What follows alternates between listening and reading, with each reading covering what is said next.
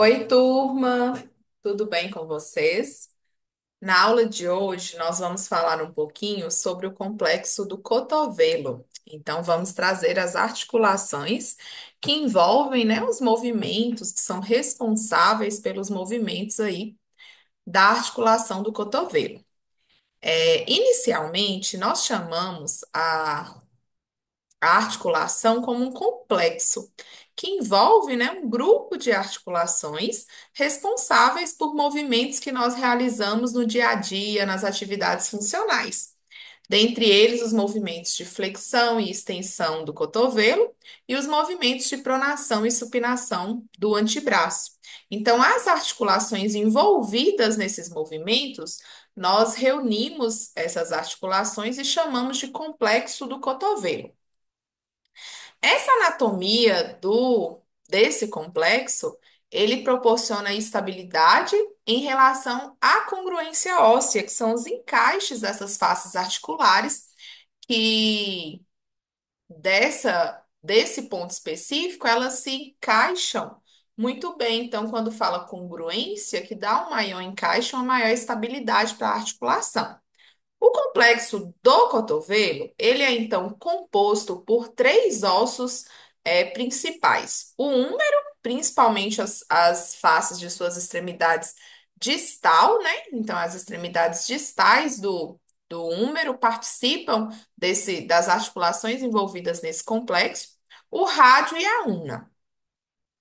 As articulações, elas são as articulações propriamente ditas do cotovelo, que é a húmero ulnar e a húmero radial.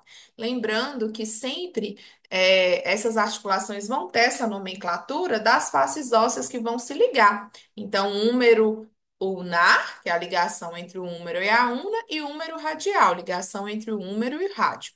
E sempre inicia do osso proximal. Então, a gente tem essa ligação entre eles. A segunda grupo de articulações que compõe esse complexo são as articulações radii-ulnar. Então, são os pontos de fixação entre o rádio e a una. E esses pontos de fixação, eles são proximais e distais. Lembrando sempre daquela classificação que nós colocamos. Proximal em sentido ao tronco e distal afastado, né? Do tronco, dessa região do tórax. Então, tem o ponto de fixação proximal entre o rádio e a una e o ponto de fixação distal. Essa articulação, assim como as outras, ela tem ligamentos e estruturas importantes.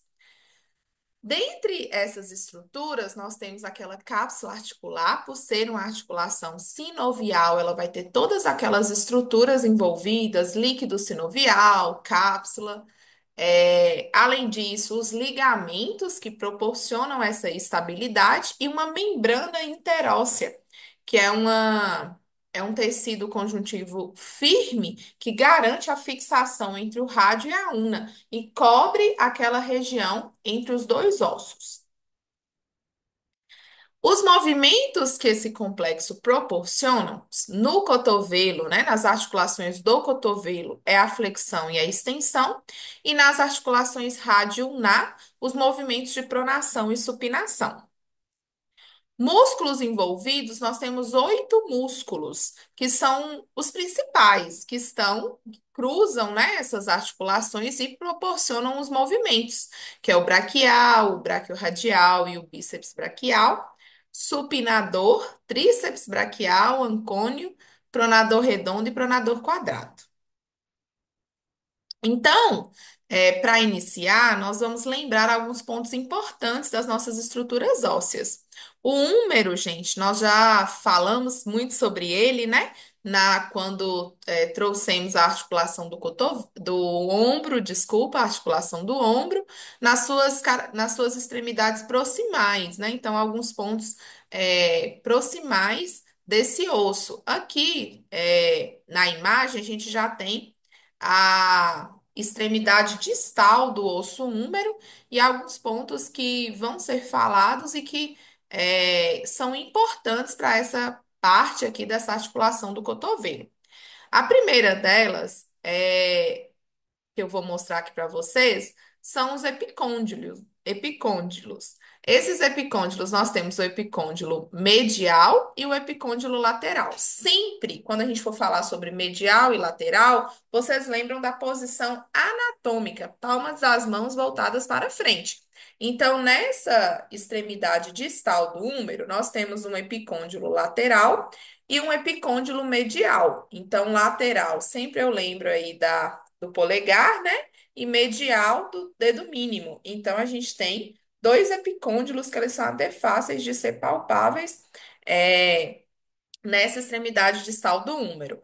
Nós temos também as faces articulares, que vão ser os pontos, né, de ligação com o rádio e a una, que é a tróclea do húmero e o capítulo do húmero.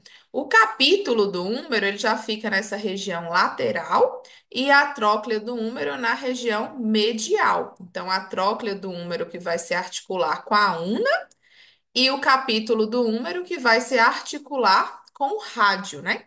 Devido às suas localizações, já que a una ela fica na região medial do antebraço e o rádio fica na região lateral do antebraço. Outro ponto que é colocado aqui é a fossa coronoide, né? A fossa aí que vai se ligar ao processo coronoide da una. Então, ele faz esse ponto de fixação durante os movimentos. E a fossa do olécrano. A fossa do olécrano que restringe o movimento de extensão, que é onde o olécrano, né, da una se encaixa nessa fossa que está aqui no osso, na sua vista posterior, então se encaixa durante o movimento de extensão do cotovelo. A una, falando agora da una. A una é o nosso osso aí que está na região medial do antebraço e ela também tem alguns pontos que a gente fala muito, então é bom relembrar, colocar aqui na imagem.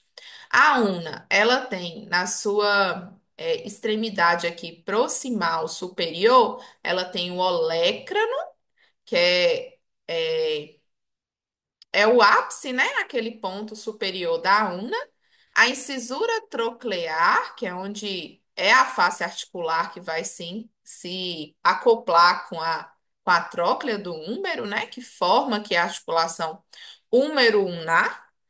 Nós temos o processo coronoide, que nós falamos sobre ele, que existe uma fossa também lá no húmero, que ele se encaixa. A incisura radial, que é o local aqui da una, na sua região superior também, que vai se encaixar a cabeça do rádio e formar uma outra articulação, que é rádio ulnar.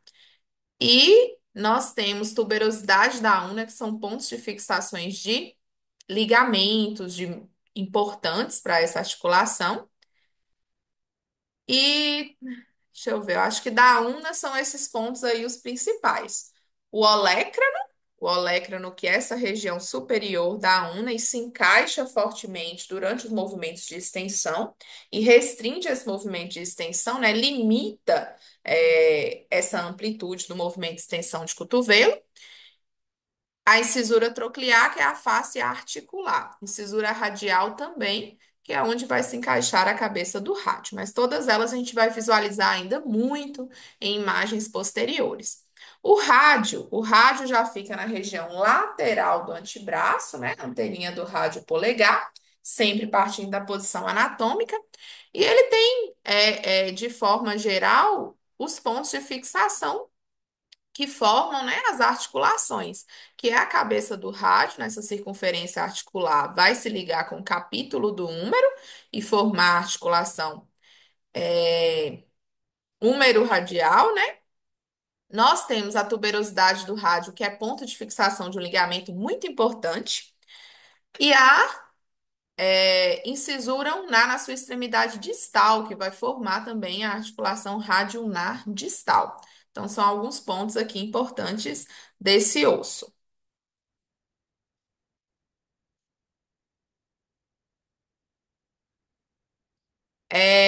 Aqui, pessoal, nessa imagem, a gente já vai falar sobre as duas articulações do cotovelo propriamente dita, que é a articulação húmero-ulnar e húmero-radial. A húmero-ulnar, ela é o ponto de fixação entre a tróclea do húmero que é a nossa face articular convexa, e a incisura troclear da ulna, que é a nossa face articular côncava, e forma a articulação húmero-ulnar. E a articulação húmero-radial, ela é formada pelo capítulo do húmero, que é a nossa face articular convexa, e a cabeça do rádio, que é a nossa face articular côncava. Lembrando que aqui a circunferência articular, ela tem uma concavidade, né? Então, ela tem um abalamento medial, que é onde se encaixa o capítulo do húmero, formando a articulação húmero-radial. Essas articulações, elas são classificadas do tipo sinovial, porque nós sabemos que permite os movimentos de flexão e extensão do cotovelo, e elas têm, então, todas aquelas estruturas envolvidas, cavidade, cápsula articular líquido sinovial, que circunda toda essa região de fixação entre o capítulo e a tróclea do húmero, e a incisura troclear e a cabeça do rádio. Então, ela circunda toda essa região e proporciona essa estabilidade e os movimentos. Ela é classificada do tipo gínglimo, que só permite movimentos no sentido do plano sagital e do eixo látero-lateral, que são os movimentos de flexão e extensão. Então, é classificada como articulação uniaxial, que só permite movimentos nesse sentido do plano sagital e do eixo látero-lateral. Quanto à sua artrocinemática, nós vimos que identificamos na imagem anterior as faces articulares que são côncavas e as faces articulares que são convexas, né? As faces articulares convexas se encontram no húmero, que é a tróclea e o capítulo, e as faces articulares côncavas se encontram, no rádio e na ulna, na cabeça do rádio e na, é, incisura troclear da ulna, então elas são côncavas.